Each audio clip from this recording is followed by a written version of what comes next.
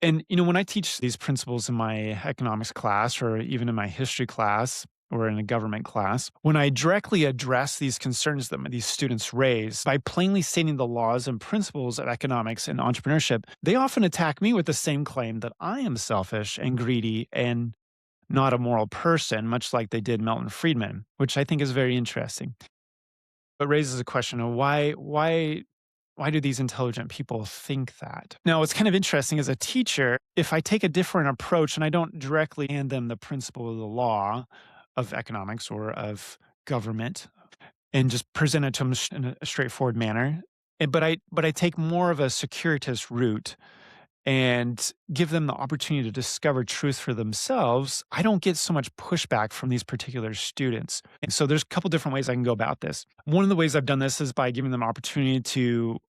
brainstorm their own business ideas. So if they may get in a group and they may have to come up with what their business is going to be. Now, as a group, a lot of times they run into the problems of agreeing on what that business should do to earn money. And it's because they all have different interests and they all want to pursue their own interests. There's other times where I'll have them read history accounts of World War II and they learn about socialist dictators or communist dictators who took away the rights of the people to own businesses. Or sometimes I have them read stories of governments that start to fail because they don't have enough tax revenues because businesses have failed due to their own government's bad policies. So once students start to study and they start to learn on their own, or they start to do simulations that help them understand how a business runs and how a government runs and its functions, they start to develop some intuition as to what the truth of the matter is. And they understand more clearly what the realities are to this situation, having not had much experience in their own lifetime. So I don't have to put the principle or the law on a platter and serve it to them directly, which is sometimes what I've done, and I've got pushback from some of those students. But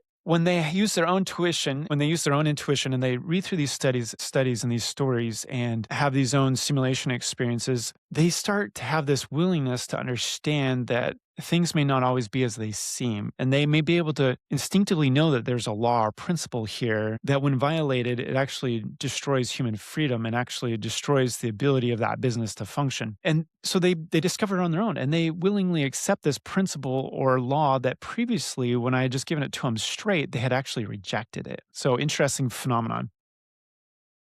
Now, unfortunately, there seems to be in some classes always a very small number of students who will still hold on to their previous knowledge and they're not willing to pivot it in faith when presented with new truths because of it could be some emotional attachment or it could be a political party belief or whatever it is that they feel allegiance to that prevents them from acquiring this new wisdom.